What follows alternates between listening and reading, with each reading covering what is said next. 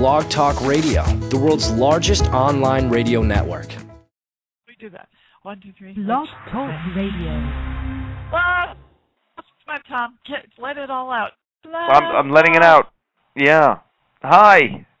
Did I do that right? I didn't hear your instructions. Oh, I know. I just said, I have a lot of shows that begin with my guest and me, or sometimes just my guest saying blah stuff, because the way she counts down is so funny. 5, 4, 3, 2, 1. Just the excitement is enough to make you hop out of your seat. I know. And well, Tom Cotter. First of all, I love you. I think you are amazing. You are so funny, and you're one of my favorite funny men now. And I have a certain unique group of people that really crack me up that are still living. Of course, I love George Carlin, but unfortunately he's no longer here. But I don't know. Do you know Greg Proops? Yes, I do. Greg Proops, very funny. Great improv guy. Very, very, very funny. And he's my buddy. He's on my show a lot. I love that man. I think he's just hysterical. Colin Mockery, I think he's funny. He's been on my show. Oh, excuse me. Do you know who Ben Glebe is? I don't know Ben Glebe. Okay, Ben Glebe is so funny. He's on Chelsea lately a lot. He's on the round table a lot. He's very, very funny. You'd like him. But I have a very small group of really funny people that I like, and you're in that small select group now, because I was really pulling for you in America's Got Talent. I'll wear that as a badge of honor, because although I don't know who this Glebe guy is, I know the other two from Whose Line Is It Anyway, and I'm honored to be in their company. Oh, yeah. Greg, I told Greg the first time I had him on the show that the first time I fell in love with Greg was when he did this show back in the early 90s called Rendezvous. It was so funny. It was almost like a blind date kind of a show where they'd rate dates. They had, videos of people going out on dates, and they had this funny board that he would draw these funny things. I can't even describe it. It was hilarious. And so, yeah, he's a very, very funny man. Where did you get, has this been your whole lifetime of being funny? Were you a funny kid? Allegedly, I was the funny. When you're in an Irish Catholic family, which I grew up in, and you're the youngest of 6 kids, you will do anything to get attention. And so I would do outrageous things just to get attention in my family. And that begat me getting sent to the principal's office, and now I get paid for very similar things. Yeah, it's just, I don't have a formal study or empirical data, but my wife is the youngest in her family, and she's a stand-up comic. Many of my dear friends who are stand-up comics are the youngest in their family. So I have to think that it has something to do with us acting out. And I always did. You're right.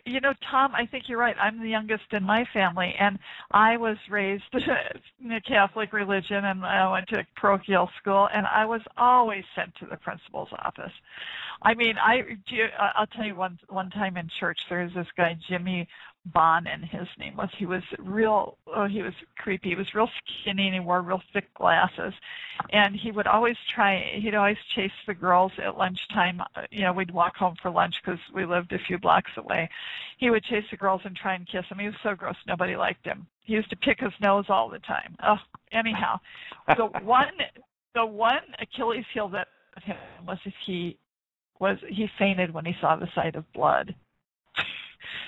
So one time we had to go to Mass every day before we went to school.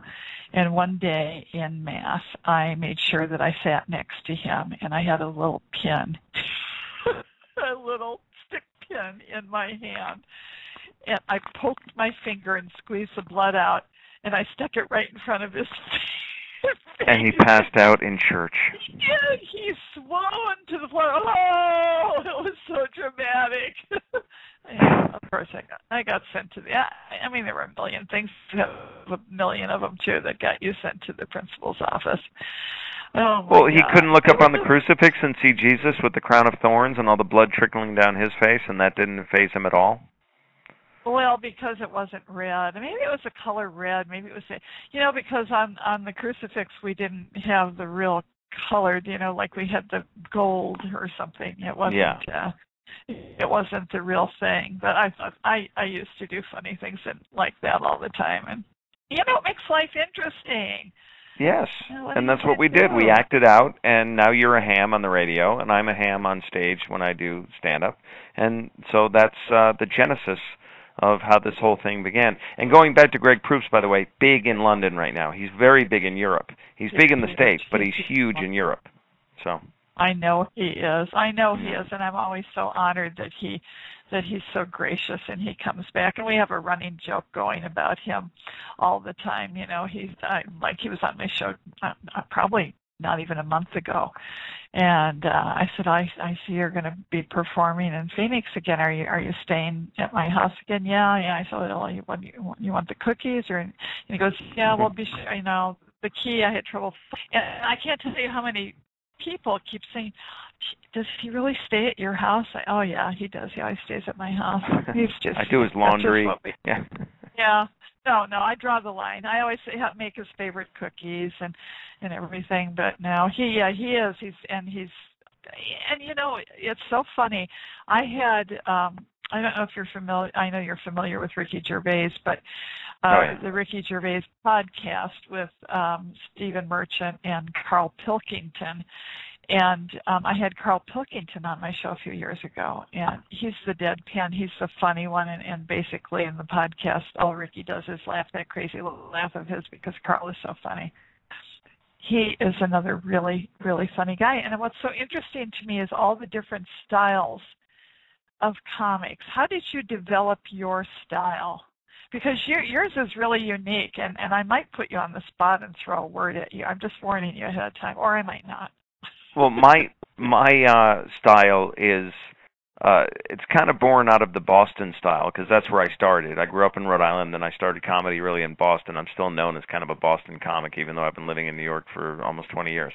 But the Boston style, and Don Gavin is a guy who kind of is the grand master of it, and many of us have followed in his footsteps, is misdirection, and it's rapid-fire misdirection. Now, he does it with a thick Boston accent and attitude that makes it 10 times funnier than anything I do. But it's setup, punchline, and then tagging, a bunch of taglines afterwards, and each tag takes it in a different direction. So it's a lot of double entendre, it's a lot of innuendo, and it's kind of rapid-fire, which lent itself to the style that works well on America's Got Talent, because you only have 90 seconds. So it's rapid. It's maximum punchlines, minimum amount of time. And see the thing. Did you? There's a movie. Oh gosh, A Sleepwalk with Me. Did you see that movie? I'm not even familiar with the title. No. It's called. It wasn't a huge film. It was out this summer. A Sleepwalk with Me. Mike Birbiglia. Oh yeah, I know Mike. Mike's a Massachusetts guy too. He's a Western Massachusetts guy. Right. Well, it was him, and I don't know if he wrote it, but he starred in it, and it was basically a wannabe comic, but he was just so nice. He was too nice to everybody. And I can't, the pain. I mean, I literally felt his pain when he went to perform. He's doing all this stand-up, going to all these little venues all over New England, wherever he can get a little bar with 5 people in it to play to. And he goes in this bar, and he tells a joke, and you could hear a pin drop.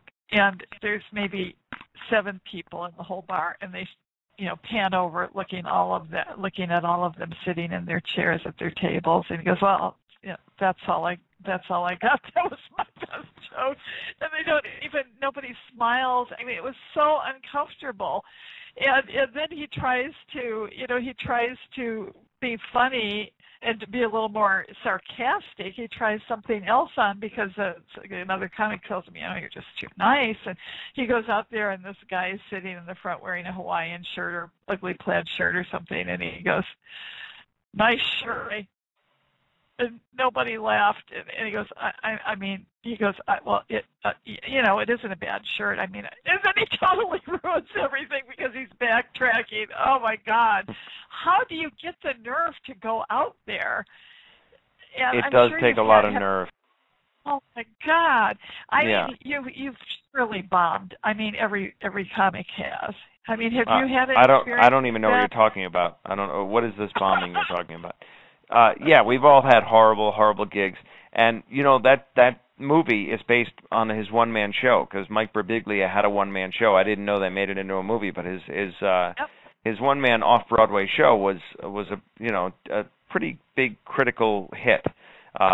I don't know how it did with audiences, but I know the critics loved it. And he's a very sharp, funny guy too. And bombing is just, it comes with the territory. And even the best acts, I've opened for big name acts at corporate gigs and watched these big name acts just die a horrible death on stage. And it happens even after you've had a huge sitcom on the air for a number of years, or even after you've become kind of a household name.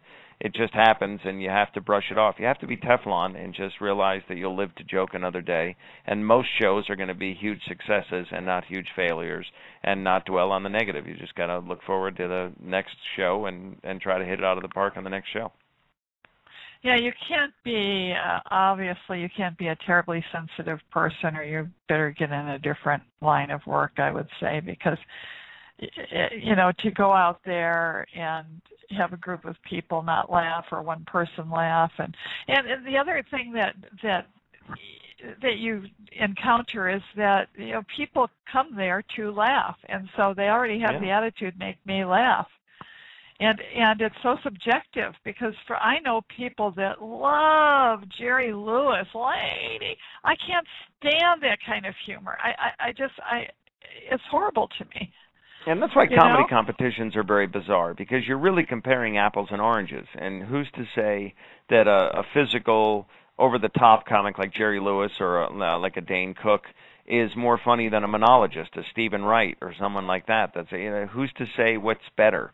And so competitions are weird in that regard. And you're right. You have to have thick skin to do what we do. I think comics are not mentally well balanced in general anyway. I hate the stereotype, but I really think we're anyone who needs like instant gratification or instant laughter and strives for that can't be that normal. And the suicide rate among comics is staggering. And so, it's tears of a clown. That's true. That is true. Oh, and I interviewed Dane a couple of years ago, and it still remains my biggest downloaded show ever. And he's really quite he was really quite different than he portrays on stage. He was very, I asked him some questions, and he admitted that, he gets scared sometimes. He feels very insecure. He goes out there, and he really showed his vulnerable side, which you never see. And he's a Boston guy too. He started after me, actually. He started with my wife in Boston at about that same time.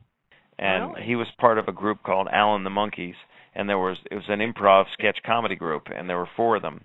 And Bobby Kelly was one, and he's now going by Robert Kelly, but he's a pretty big name in comedy. And Al Del Benny was the other one, and Dane Cook was the big breakout star. And Dane's a good guy, but people when you make it, people stab you in the back, and people people did that to him, and I thought that was terrible because he didn't deserve it. He's a good guy. He's a good guy. He's a really nice guy, I gave him some either-or questions, at the end of the interview, and the last question, either-or, and just, finish the sentence. And the last question I gave him was, God to me is, and he said, everything. Now you see him on stage and you wouldn't think, oh, God to you is everything. I don't think so. But he's a really nice, very sensitive, nice guy, and I don't think he deserved any of that either. But that kind of that goes with the territory. People get jealous when you make it big and they don't. It's an ugly green monster that a lot of people wear, and it's a really sad thing. I expected more of it, actually, from America's Got Talent, and I was really pleasantly surprised with how great the comedy community was to me during the whole thing, with big names like Dane and Louis C.K.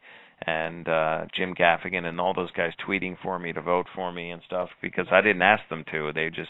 they did that. And I think part of that was not so much being in favor of Tom Cotter. It was more being in favor of comedy, because they wanted the comedians to go further, because the show traditionally has not been good to comedians.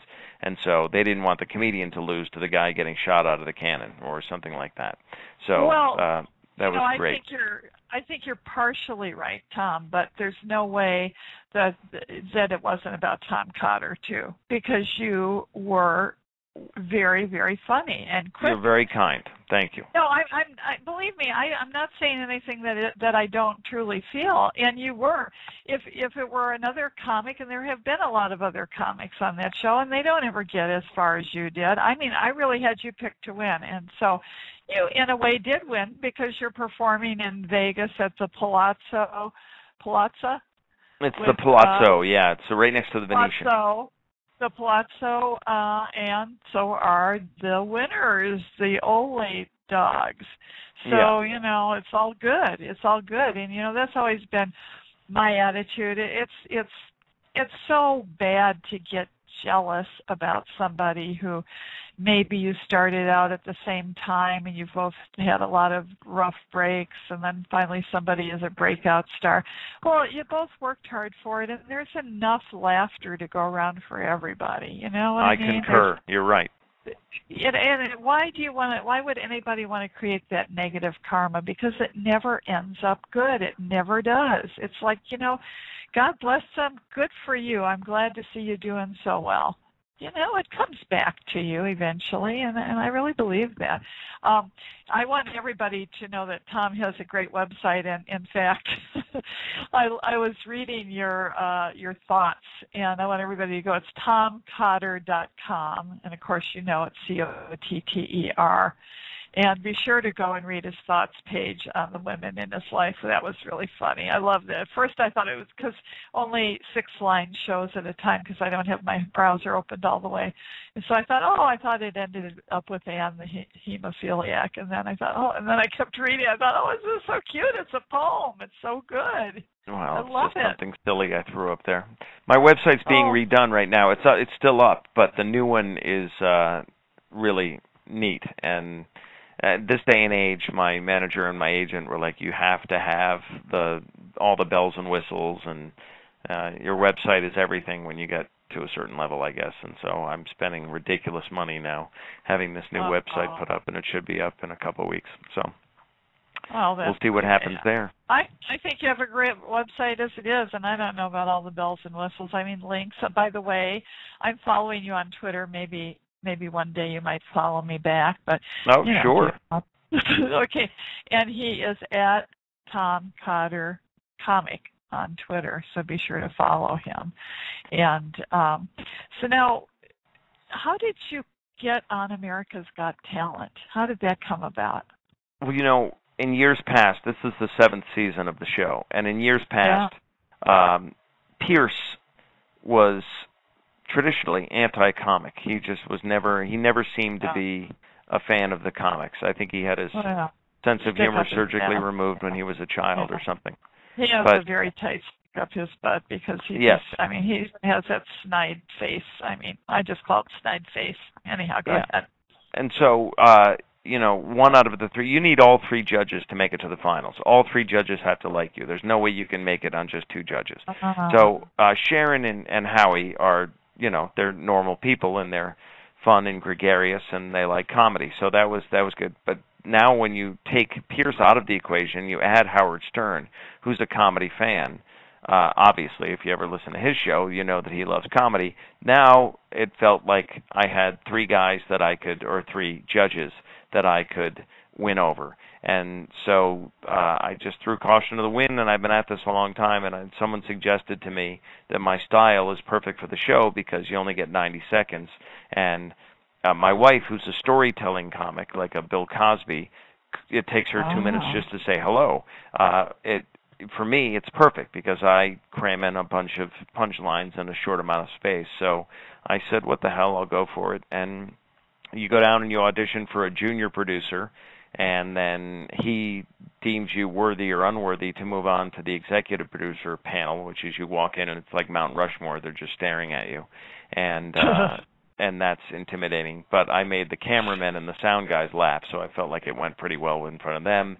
And then they say whether or not you're going to come back in front of the celebrity judges when they go live in front of the TV, or not live, but when they go in front of the TV crowd. And we did that at Hammerstein Ballroom in New York, and that went reasonably well, and then I was off and running. But I really didn't think I'd make it past the quarterfinals based on the history of the show anyway, and so everything above and beyond that was gravy, and I was so pleasantly surprised to take the silver medal, as it were.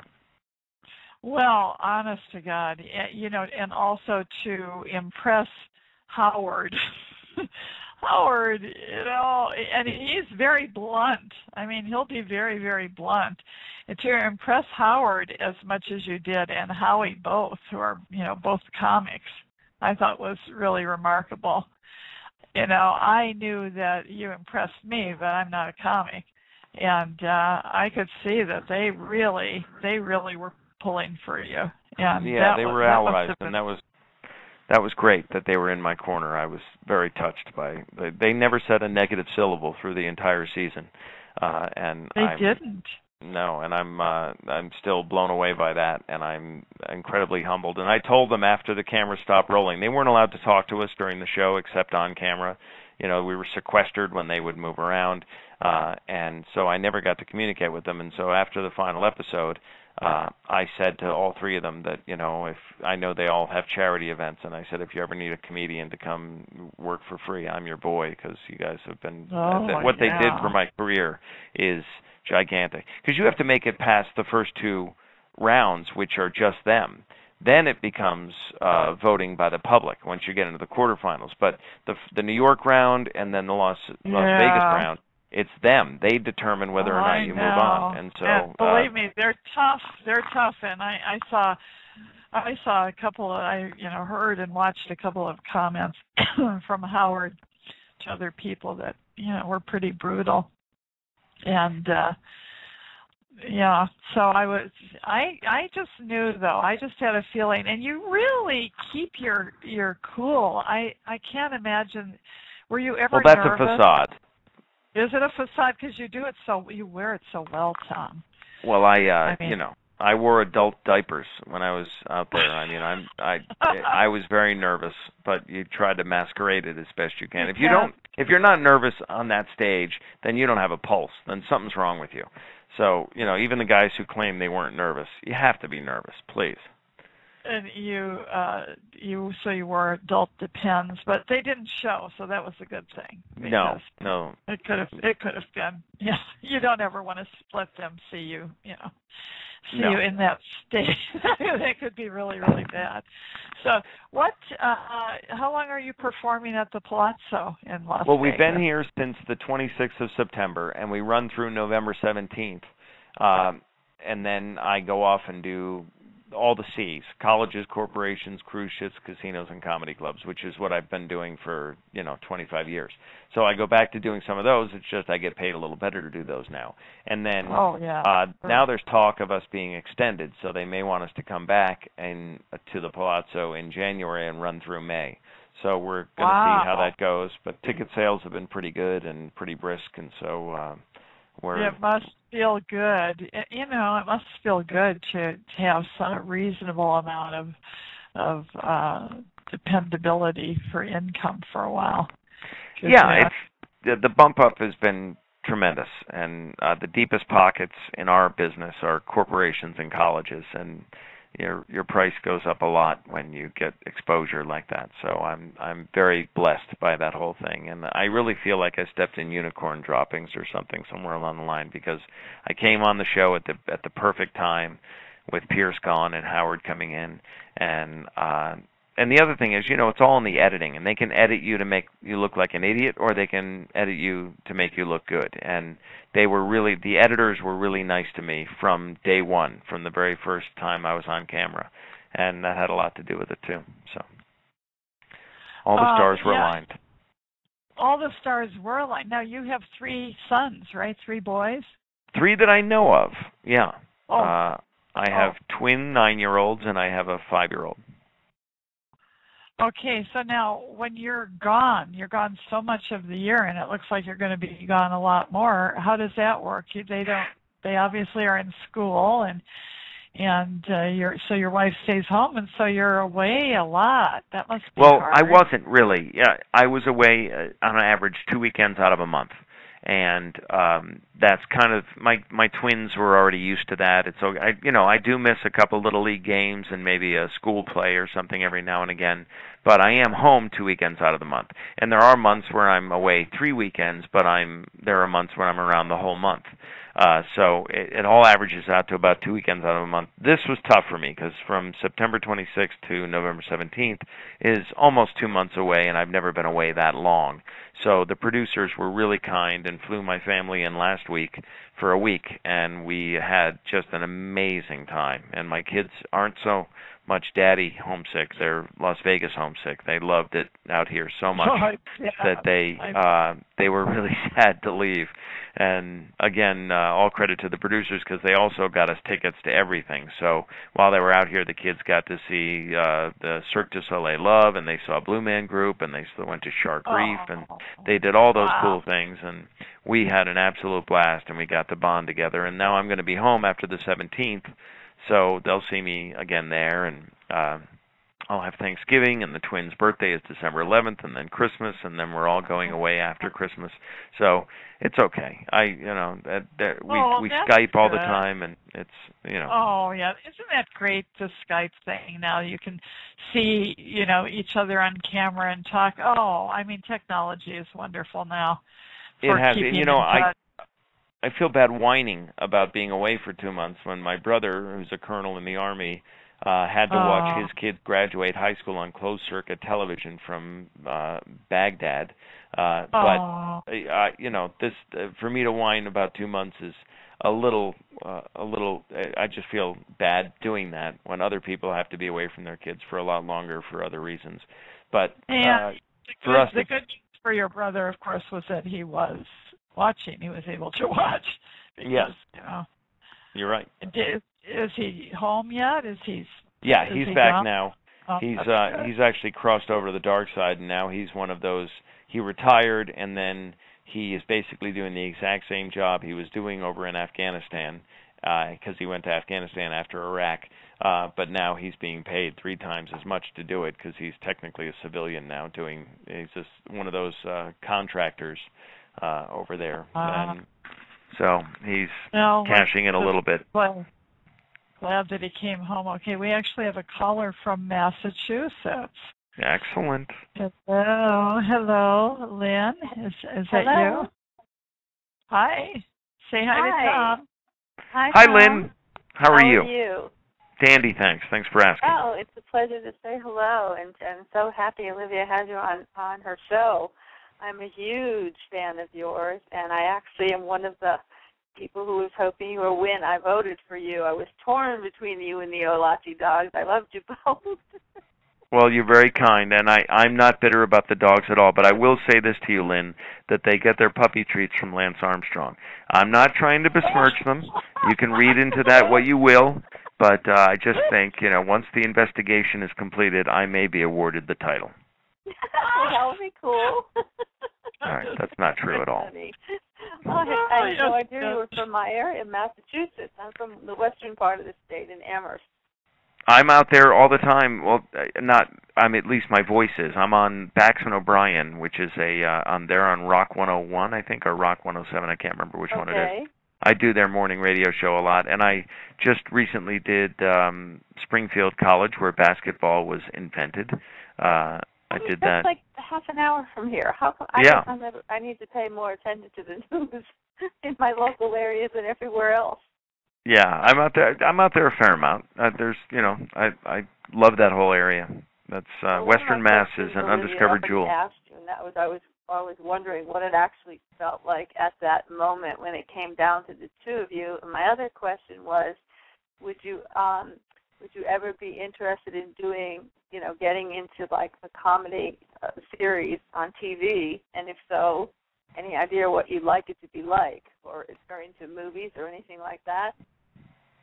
Yeah, the first question was, what did it feel like? It felt, it's a pregnant pause on television. They make you wait for 30 seconds when Nick says, and the winner is, and it takes forever. Horrible. It's worse than pregnant. It's like an elephant's pregnant pause. Exactly. And when you're up there, it is an eternity. It lasts longer than puberty. And so you're standing there wondering, and then you're thinking in your head, if I win, I have to come off as a gracious winner. I have to be polite. I have to, and then your brain starts going, well, what am I going to do with $1 million? Blah, blah, blah. But then the other side of you is pragmatic, and thank God the other side kicked in and said, well, if you lose, you have to be a gracious loser, and you have to be a good sport, and, you have to try not to look like an idiot, and don't pass out, and are my nostril hairs trimmed, and do I look like a moron? And all these things are going through your head, and it's just an eternity. So there's your answer to the first one. Tom, they weren't, but I just wanted to tell you. That's all right. I mean, not for nothing. I just wanted you to know that the nostril hairs were not trimmed. But anyhow, we don't care. We still Darn it. I was thinking of braiding them. All right, and then the other thing about the TV is, of course, we all strive. There are guys who do comedy just to get on television. That's all they want. That's their brass ring. And I've done a little bit of TV in the past. I've never had my wife and I had a show called Too Funny, TWO Funny, on the Women's Entertainment Network, which is the WE channel. And that lasted 6 episodes, and then we were canceled. We were technically a reality show, but it was horrible, and it was a mercy killing after 6 episodes. But I would love to do a sitcom, and we're reading for some stuff now because, I've been at this for 25 years, but suddenly I'm on some people's radar where I wasn't before. So I will take that blessing. And, once the 17th of November hits, then my obligation to the live show ends, and then I'm allowed to, run around and do auditions and meet with network executives and stuff. And my first loyalty, of course, will be to NBC because the show's on NBC, and I did the Tonight Show with Leno, and I've done the Today Show. So I love NBC, and if they want to do something with me, that would be my first choice. But if they pass, then I will shop my wares to CBS, ABC, Fox, etc. Oh, I think that's awesome because I think you did fantastic on TV in that series. It's like I can just see it. Well, Lynn, first of all, you have impeccable taste in comedy and impeccable taste in radio. We both do. We both do. So thank you very much for the kind words. I appreciate that. Thank you very much for giving us such great entertainment on that show because I almost didn't tune in this season. I hate to say it, but I'm not really much of a Howard Stern fan. That's why I tuned in. That's the only reason I tuned in. Oh, that's so funny because I haven't, to be honest with you, I didn't like the other seasons. I got bored in the middle of them and I tuned out. But because Howard was on, I tuned in. Can I tell you an interesting dynamic? That's what happened, Lynn. You are one of many people. A lot of America said, we don't like what Howard stands for, so we're not going to tune in, and they boycotted the show. There were official boycotts by the Christian right and everything, and so NBC said, well, we're willing to take that gamble because Howard Stern's millions of minions are the target demographic for advertisers. They're 18 to 35-year-old males, so they said, we'll roll the dice and see what happens. And by the second episode, the Christian right had all come back and ceased their boycott, and a lot of people had come back because they heard that he was the kinder, gentler Howard. And I'm sure that was a stipulation in his contract that this is a family show. Oh yeah, absolutely. In other words, not to take it to another level. He's known for taking it to. Yeah, on the radio, but on primetime network television, you have standards and practices, and they have to keep a tight rein on you. And to his credit, the second episode, I don't know if you remember, but that he X'd a little African-American rapper kid, like a 5-year-old kid, who was adorable. And he felt so bad about it, he left the chair at the judge's table, walked up and hugged the kid, and that hug changed everyone's opinion. That was a big turning point. Yeah. If anyone was to go on the show, do you have any advice for them? I mean, I know they must go through so many, people. To try and even get on it, yeah. Yeah, it's a pretty big vetting progress, but once you process, I would say that 90 seconds is not a lot of time. So yeah, you really have to thin the herd on your act. If you're a singer, you have to get to the chorus immediately and get to whatever crescendo you can get to really wow the judges and blow the audience away. And if you're a comedian, you have to do the most amount of jokes you can in the shortest amount of time. So long jokes with long setups that's going to be your downfall. You need a quick one-liner kind of joke scenario, and if you're any other act, just you got to cut it all out, and just brevity is the soul of wit, Shakespeare told us, and it's the same way with any other act. 90 seconds is incredibly fast. So whatever you do, you have to wow them in 90 seconds, and you have to be prepared to do that every time you come back if you get moved on. So well, that's wonderful advice for anyone, and I wish I had the guts to get up there and do it. Maybe one day. What would be your talent, Lynn? Yeah, I could be a clown and say a bunch of funny things, but I won't. I got which talent? I have too many. No, well, count your blessings. That's good. But would you be a singer, or would you? Yeah, I probably would. I would attempt country singing, but it was always a dream of mine that I never fulfilled. But then, I'm older now, and I don't know. They probably want the younger people. Who knows? Hey, you never know. I got it when I was 48, so I mean, there's no reason you shouldn't go for your dream right now. I say you roll the dice and try it. Old people, I'm older than both of you, so believe me. You want to go with me, Olivia? We'll do a duet. Oh, yeah, I am always having people tell, you should have your own TV show, and I keep saying a great face for radio, and I really mean that. I've like got it, radio. Olivia. I know what your hidden talent is. What? You'd be the first $1 million ukulele player winner. Oh, my God, yes, I know. Oh, that's a joke. She was at the show last night. I had a Doreen singer. The songs I would play my ukulele along with him because so ukulele challenge. Cannot tell you. It frustrates the hell out of me because I took 8 years of classical piano, and I think, I can do this, and I can't play the damn thing. God, don't even get me going on that. Oh, it's horrible. I'll sing, too. Then you'll be real happy. Everybody, a couple of times, Tom, I've sung along with a song or something, and I get in the chat room, please stop her. Don't let her sing anymore. Well, I expect to see both of you next year on the show. Well, no, I won't be on this show, but I'd love to see your show. Take your show out west because I'm in Scottsdale, Arizona.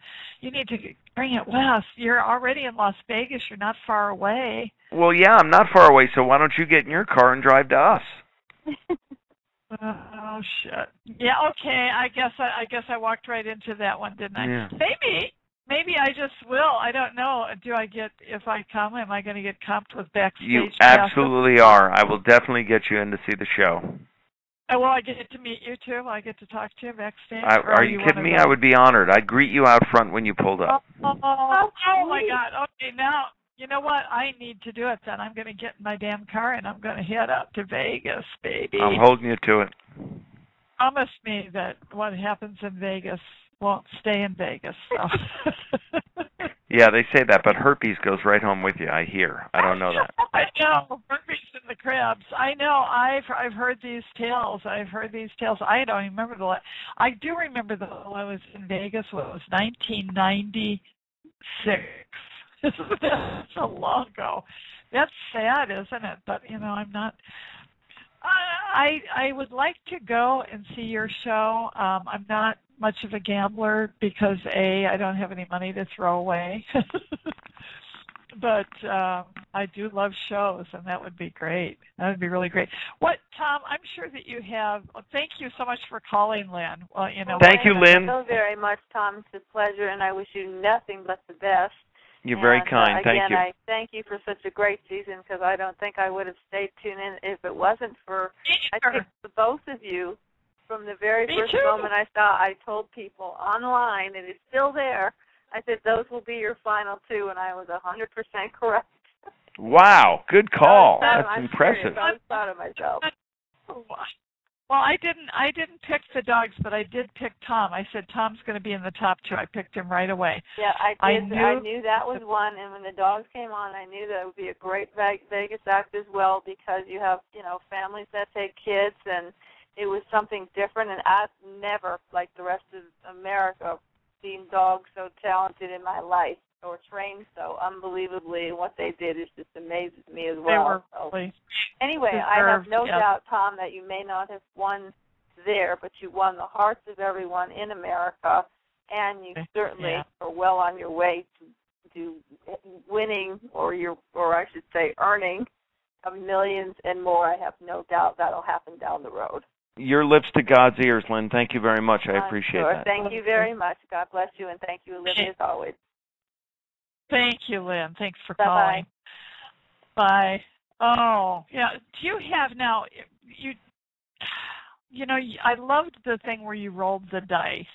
You rolled all the different sides. You had a different topic on. I don't remember what I don't know what they all were, because the one that it landed on was poor examples.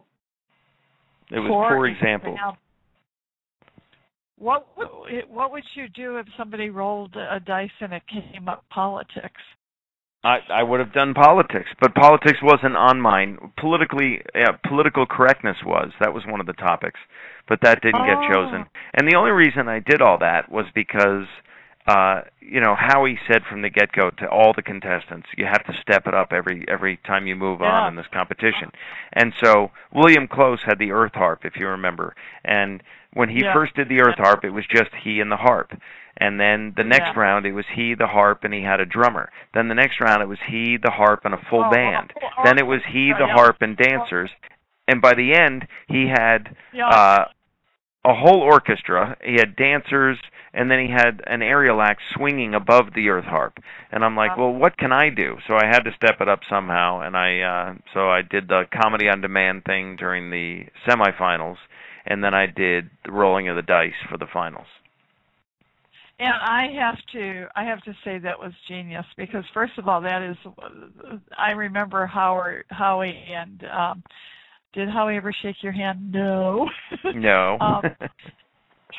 Howie and Howard. Oh God, I forgot. No wonder I started to say Howard and Howie and Howard both were so impressed with your ability to go with any. That means sides that could have. Did you have something on all the sides? So it was 6 sides, right? Yes, 6 sides to the dice. Yep. Okay, so it could have been any one of 6, and to get yourself into gear that quickly, right after you see what it is, and to go, that impressed the hell out of them, and it sure impressed me and all the too, because that was amazing.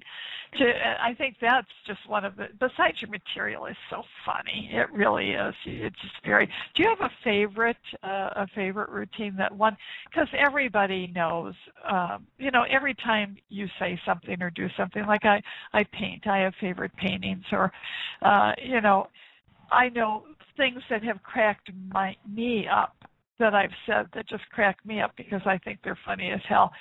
Do you have a favorite? Well, I have not one favorite. I have a few bits that I really like, and then the tragedy was that wasn't the one that came up on the dice. During the semifinals, Howie picked, I had 8 topics on the board, and Howie picked college, which was great. That's fine. That was a decent one that I did, and it served me well because it moved me on. But during the finals, when they rolled the dice, poor examples was one of the topics I was kind of hoping didn't come up. But it did, and so I had to just go ahead and play with that one, which was all right. It did okay, but it wasn't one that I knew would hit America, because that demographic, your little kids watch that show all the way up to senior citizens, everyone in between, every economic strata. So there's so many things in there. Like I was going to have airplane jokes on one of the sides of the cube, and someone said don't do that because not everyone flies. There are some people in this country who don't fly, and they won't get the jokes or whatever. So all those things go into your head, and you just don't know what's going to hit hardest with the most amount of people. You want to hit little kids, and that's why I always did something silly at the end, because my comedy is definitely geared towards adults. And then at the end, I would wiggle my ears with the flags. I did that at the quarterfinals. Then in the semifinals, I rolled my stomach with my voting number on it. And then the last one, I did some freakish thing with my chest. And I did that each time just so that kids would vote for me, because I would do something silly because they didn't get my act. I thought at least they might gravitate towards something silly at the end. So. No, that is really smart. See, smart deaths are going to be so huge because you really give it thought. Wonder what the 6 choices were on your dice? Your die? Yeah. Poor examples was one. Health was another one. Travel was one. Not to be confused with airplane, which was going to be another one, just about airplane jokes. But I didn't do that. And then what were the other? Political correctness was one, and I can't remember what the other one was. Oh gosh, because that's the one I wanted you to talk about. Oh, I'm sorry. That's the one I wanted you to talk about. That one. Well, you have stumped me officially. I have officially stumped you. Now, what if what would you do then? I'm sorry, you went out for a second. Say that again. I said, what if I were the one sharing? What would happen then? Yeah, well, you perish the thought. You always had to have something locked and loaded in your brain to go with if they choose any one of the topics. You had to be prepared, which wasn't that. It's not that arduous a task. It's 90 seconds. You got to prepare basically 90 seconds for each topic. But it's just you have to get it out there quickly as soon as they tell you. And the other thing is we were going to have Sharon roll the dice from the judges' table, but they didn't think she could. The dice was heavier than it looked, so they didn't think she could do it. So that's why we gave that task to Nick. Oh, it looked really light. Nick seems like a great guy. I really like his personality. He does such a good job with that show. What a great guy. And you missed the final episode, the finale, when they announced the winners. I got to roast the judges with Joan Rivers. That was they always do duet. And wait a minute. I did see it. I'm so sorry because I saw part of it anyhow. I saw it when Joan Rivers was out there with you. That was the last show. Oh my God. Yeah, that was the finale. And she was all of unbelievably nice and gracious and wonderful to work with, and just a thrill. And I could die tomorrow knowing that I got to roast the judges with Joan Rivers. Joan Rivers, but people, yeah. But I always wondered about her if she was really nice in person. I bet she is. I mean, but you said she is. She was a doll, an absolute doll. And for her to do this, I mean, they didn't pay her a lot of money. She came in at the very last minute because, they didn't know what to do with us because they've always done singers. And so every year it's always been musical acts in the finals. And so when they say duet, they just have the singer on the show paired up with a singer that would compliment them, someone that they idolized or something. So this is the first time a comic's ever made it to the finals, so they didn't know what to do.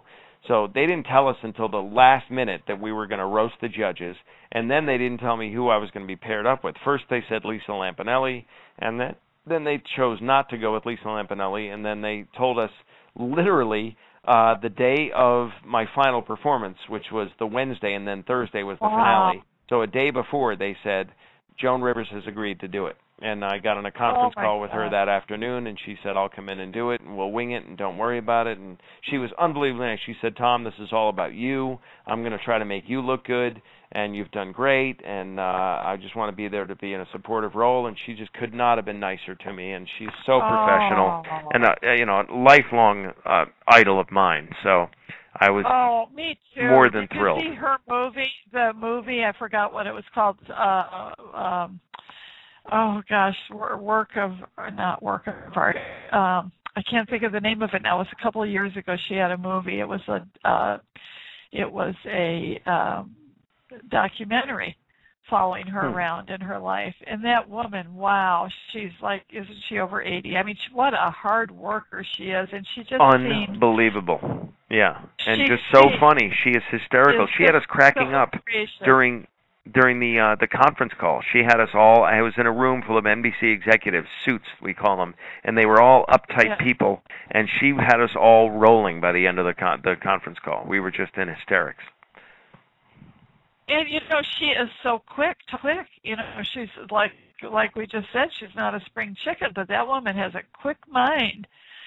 So I've always admired her so much. She has really, she's a really hard worker, redefines hard work. Yeah, she doesn't need to work now, but she works relentlessly. Yes. I mean, she's out there all the time. And getting back to your original question, how was Nick? Nick was one of the people we roasted. We both, and I think he took the biggest beating out of all of them, because we both kind of threw him under the bus during the roast. But he was unbelievably supportive and really down to earth and a great guy. And I can't say enough about what a good guy he is. So, big fan. Oh. Yeah, in the movie, it was called A Piece of Work. A Piece of Work. It's I saw it the summer before last. I did not see it. If you ever get a chance. Oh, you should. You really, if you're a fan of Jones, you really need to see this movie. It's so good. It's sad. It's just everything. And that woman, she said that she gets terrified if she doesn't have her book full of things to do every single day. I mean, that's just the way she is. Piece of Work. Yeah, you should rent it or something, because that is a really good movie. It really showed how, everybody knows she's really hardworking, but it really showed a lot about, 79, Jack says in the chat room. She's 79. Wow. She's very sharp for a 79-year-old person, I can tell you that. Oh my gosh, yeah, she's wonderful, and she's so funny, and she's another one people love or hate, and that's true with a lot. I think if you're a really funny comic, the people that really love you, and the people that just don't get you, or like Lynn doesn't like Howard, I do. I mean, I got tired of his TV show because I get tired of the boob thing all the time and everything, but I think he's very funny, and I think he's also he's a really nice man. I think he's a really, really nice man. And he just kind of has that demeanor that people see that I think he is too, and once the camera stopped rolling, he could not have been nicer to me. And ironically, Mother Nature is going to impede this, but I'm supposed to take the red eye out on Sunday night to New York to do his radio show on Monday morning, and then fly right back after the show back to Vegas. But because of this hurricane, we don't know what's going to happen. We're still moving forward, and I'm still supposed to be on that show at 8 o'clock on Monday morning, but over the next couple of days that could change with the weather. We'll see what happens. You never know. Those hurricanes, they can just diminish real quickly, or they can pick up steam, but it's not a bad thing to have Howard on your side. I mean, he really, really likes you. That's a good friend to have in Joan Rivers and Howie. So, I mean, I have no doubt, like you said, even though you didn't win the $1 million, you really won. You really won in so many ways. Because I'm again, I really, and this is not modesty or humbleness or whatever, but I really did not expect to make it out of the quarterfinals. So we were canceling dates that we already had in the book to keep going to the semis and the finals and all those things, because I was just sure that I would not be on the show. So making it as far as I did, I'm really not bitter. I'm completely tickled pink by the whole experience, and it was just wonderful. So the fact that I didn't make the $1 million, boo-hoo. It's not the end of the world. Yeah. I wish I had lost to humans and not canines, but other than that, I'm okay with it. I was just going to say it's kind of hard. It is kind of hard to say I was bested by four-legged. But they were good. They were almost human. Let's face it. I've never seen anything like that act. They were really, really good. They're wonderful, and I can get them on your show if you want them. By the way, Nick and his father Richard. Do you think you can get the dogs on? I would love to have the dog. Do they talk much? They don't, but they pant and they that kind of thing. Oh, but you know what? I would love to have Nick and Richard on if you can put in a word for me, because I think they're absolutely, and I love her. Oh man, you could see Sharon melting every time those dogs were on. You know how she loves her dogs too. They were amazing. Yeah, I would love to get them on. Put in a good word for me. I'll see about who represents them. I don't even know who does. They are really, I've been at this for 25 years, and so I've worked with a lot of magicians. And backstage, before a magician goes on, sometimes, some magicians, I'm not throwing them all under the bus, but you see how they cram their doves up their sleeves, or they cram the rabbit in the bottom of the hat, and they abuse these animals. And then you see how they keep them in these tiny little cramped cages. These guys love these dogs so much that it just the love flows over the whole backstage. We're all over these dogs. They're the most wonderful, well-behaved. They all smell incredibly good because they're bathed constantly. They're really sweet dogs, and these guys treat them so nicely that you can't help but just love the whole situation. Richard was a circus performer back in Chile, and he came to this country. He hardly speaks much English now. If you have him on the air, you'll be talking to his son, Nick, a lot. But it's the American dream. He came here with nothing and started this dog act, and now he's got $1 million in the bank, and he is headlining a show in Las Vegas. But they deserve it. They're wonderful. I don't begrudge anything that they've accomplished, because they're really great on stage and off stage.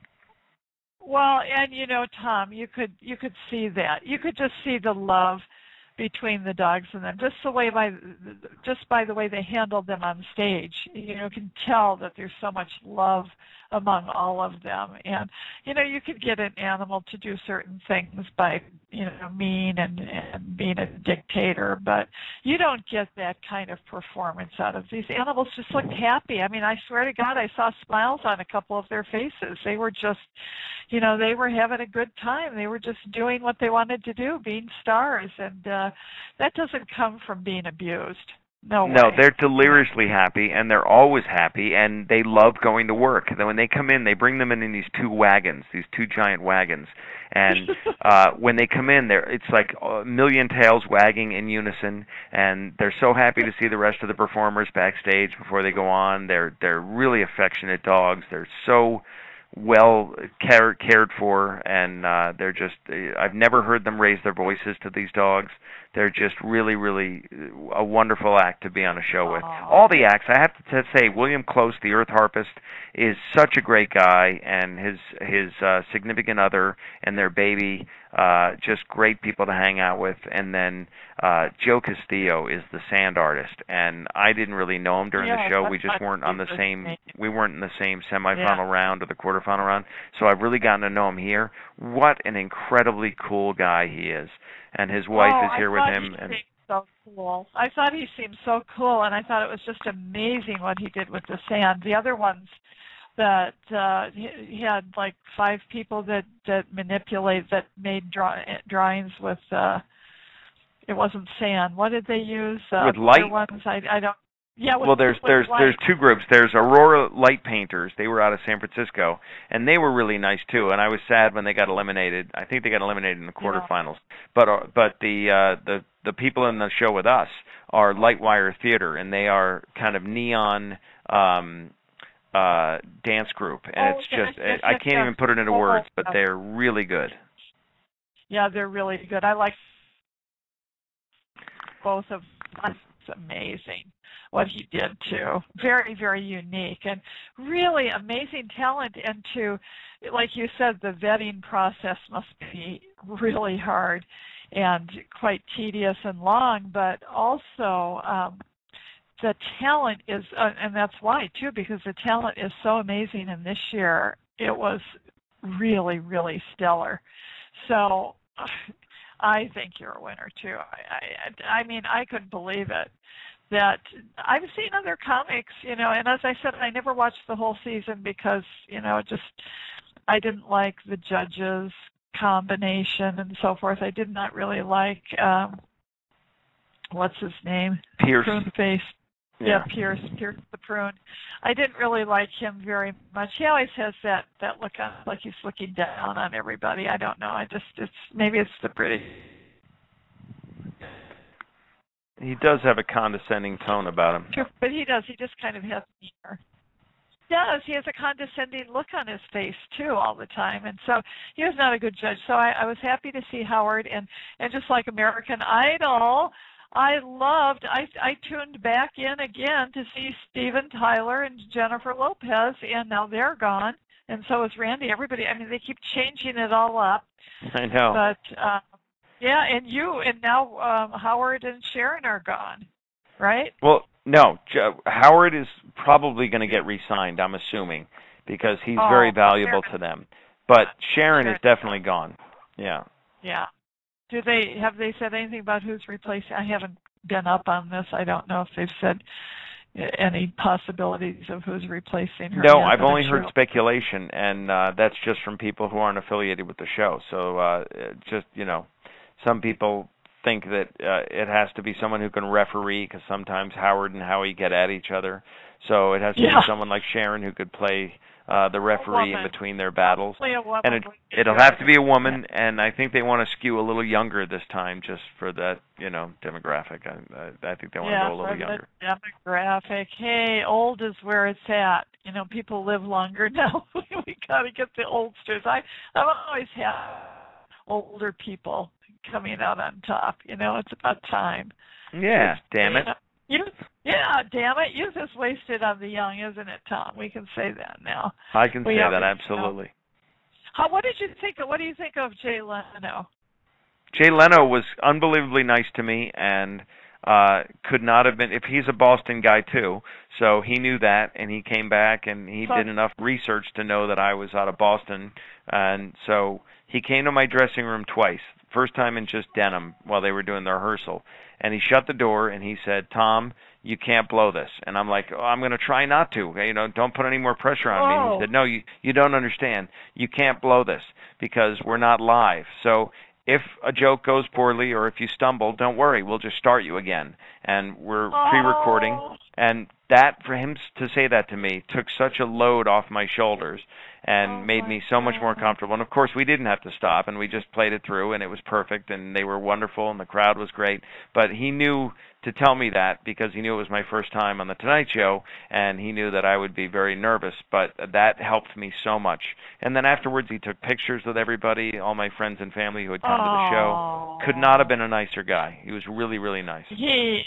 I met him one time. My ex-husband was an officer in a large company, and they would have the officers meeting for different officers of this company from all over the world, and they would have them to a different one every 2 years. They did away with it. After I went to two of them, they did away with it finally because it was very costly. Because they would have one act on a Friday night come in to perform for everybody, and then one on Saturday night. So there would be the Friday night would be, just it could be anybody. Like one that I went to had Crystal Gale on Friday night, and this was all under wraps, Tom. They had the trailers covered. They had black up in between the crack of the door for the grand ballroom while they were doing all this stuff. Everybody was sworn to secrecy, so nobody knew until we went into it what it was going to be. And they had brought in the whole troupe of Phantom of the Opera to perform for us. Wow. So that was a Saturday night. But then the next one, I went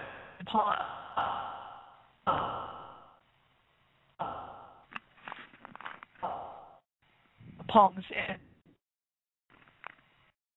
Jay and he was so scary. The other act was Penn and Teller. And they were, Teller never talks, or is it the other way around? Penn. Yeah, Penn is Penn. Yeah, Penn's the tall guy. Penn doesn't talk to anybody either. He kind of had an attitude, but really? Jay was the nicest guy. Yeah, he seemed to have a kind of attitude. The guy that doesn't ever speak, Teller, was always smiling and nice, but he did still kept in character and didn't really talk to anybody. But Yeah. Penn was kind of snooty. But Jay, on the other hand, very, very nice. And I think he's funny. I like Jay. I think he's Well, whatever a funny company guy. this was that your husband worked for made a lot of money, because those aren't cheap acts to get I for your know. private corporate function. They did it. It was a very, very huge company, yeah, and they did. But like I said, they did that for years, and then they cut it out as everybody had to start tightening the belt. This was quite a while ago. So what you're maybe, God willing, you're going to get a comedy. A sitcom, that would be great.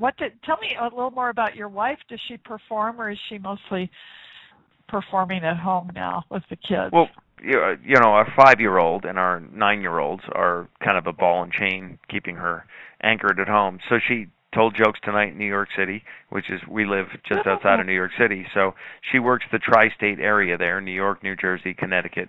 And then a couple times a year she'll go off and do a week at a comedy club or a corporate gig or something, but only when she can have either her parents or my parents babysit. She won't do it with just a regular babysitter. So if I'm not around, it has to be my in-laws or my parents for an extended time if she's going to go away. So, she's like many women. She's had to put her career kind of on the back burner to have a family, and I commend her and respect her tremendously for doing that. So. Yeah, well, and you should, because your kids are only young once, and you're going to be funnier. You just you have a lot more material you've raised. That's true. But she went further than I did on Last Comic Standing. What name did she go by? She goes by Carrie Louise. Did I cut out, or did you not hear? Carrie Louise. Okay, good.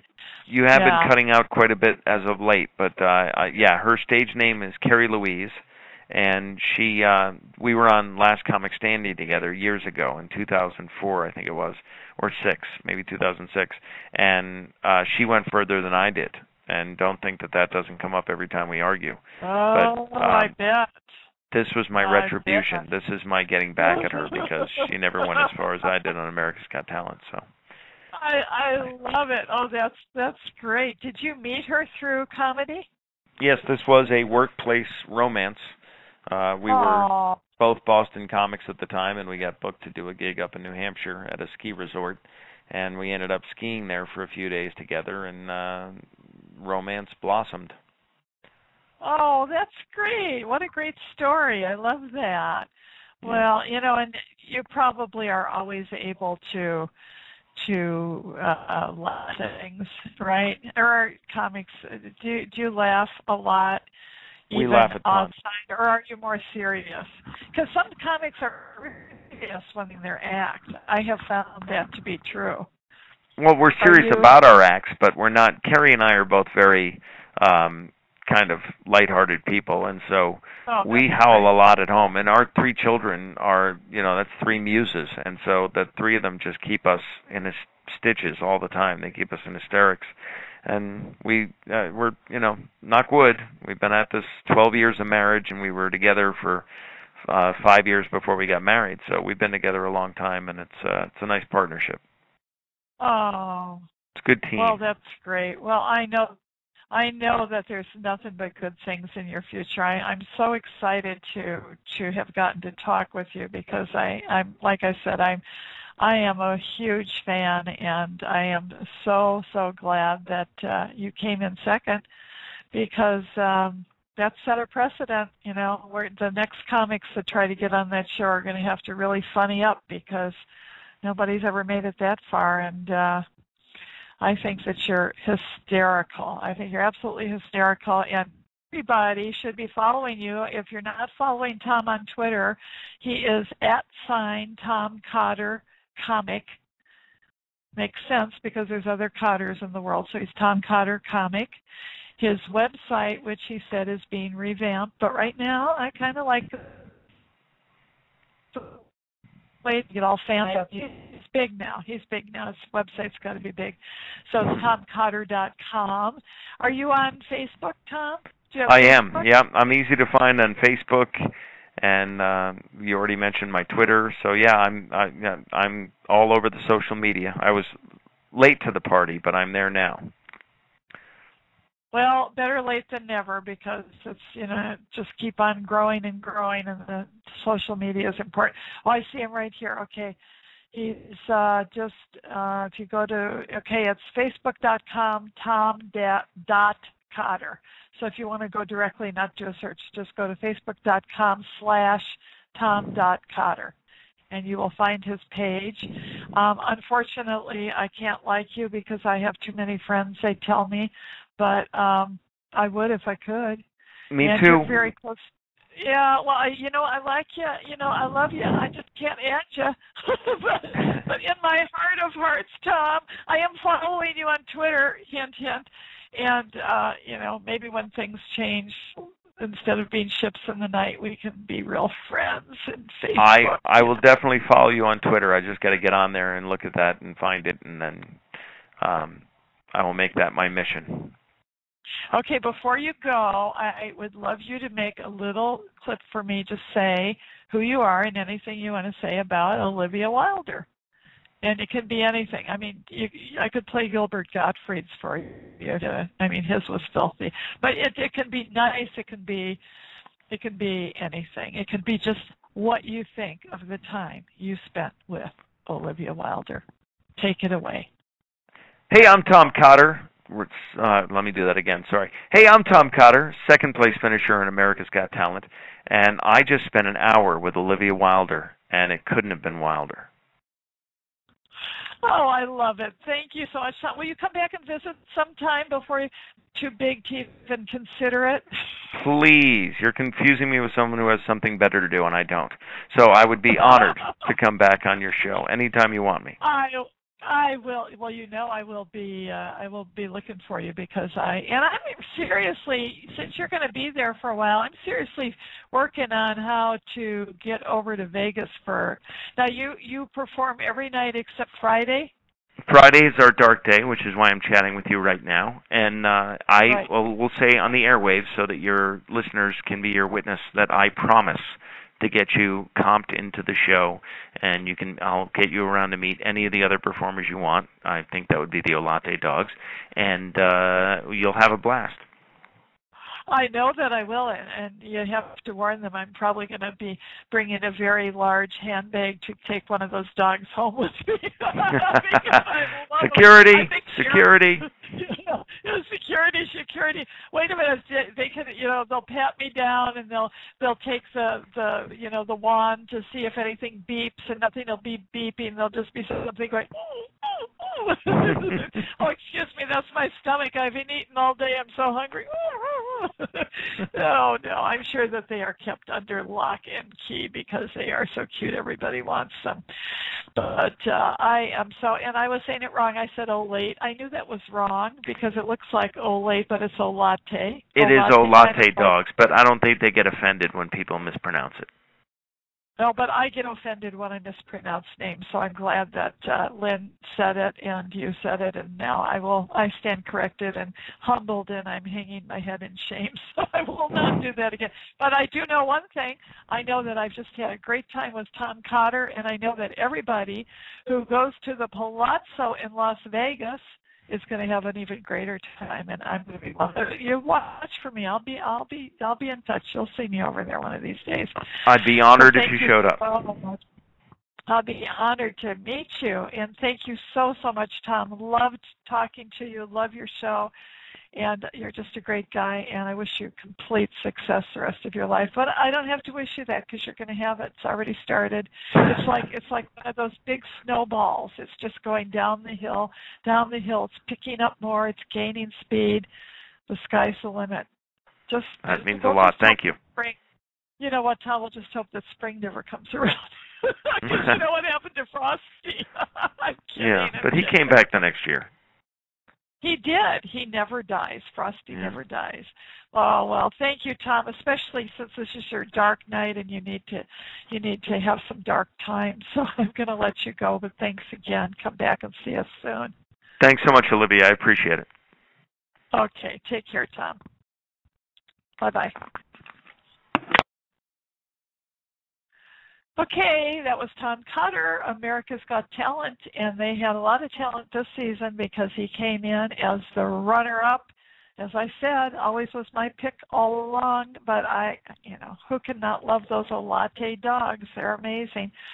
So you can see him currently in Las Vegas at the Palazzo, and every night except Friday, which is why I got him here tonight. I will be back again. I know you've heard too much of me.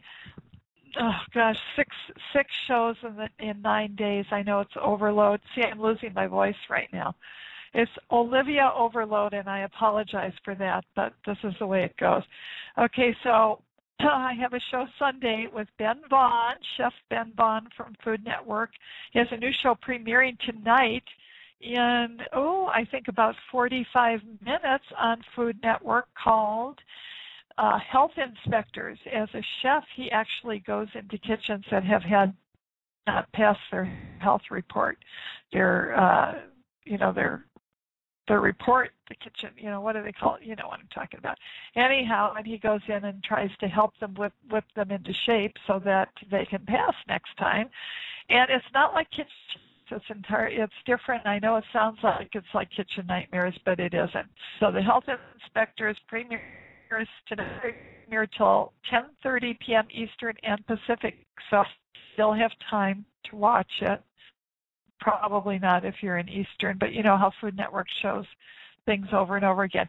Then I will be back Tuesday with the wonderful, excited to get him back, Fred Melamed. He's currently co-starring with Elliot Gould in Fred Won't Move Out. It's a wonderful movie. He's one of my favorites, and he was on a couple of years ago, and I know those of you who listen to the show remember him because he's got a wonderful voice and a wonderful personality, and you'll really enjoy him on Tuesday, 7 p.m. Pacific and 10 Eastern. And that's all, folks. If you missed any part of this show with the wonderful Tom Cotter, be sure and come back and listen on the same link, or better yet, subscribe to Olivia Wilder Times on iTunes. It's free. Just go to your iTunes store application and search under podcasts for Olivia Wilder Times, and you'll find more of Olivia Wilder Times there than you ever wanted to see. You can listen, at your own discretion. That's all I could tell you. So thanks again. I'm going to end the show with a song from the lovely Doreen Taylor. She was my guest last night. If you missed that show, she's fabulous, wonderful singer, great personality. I just adore her. And she has a new album out called Magic, a new CD. So be sure and check out that show from last night. And I'm going to end the show with one of my favorites because this is exactly what I'm going to go and do right now. You'll hear it contained within this song, what I'm going to be doing in 5 minutes. See you all Sunday. Thanks so much for joining me. Blog Talk Radio, where millions of hosts and listeners gather.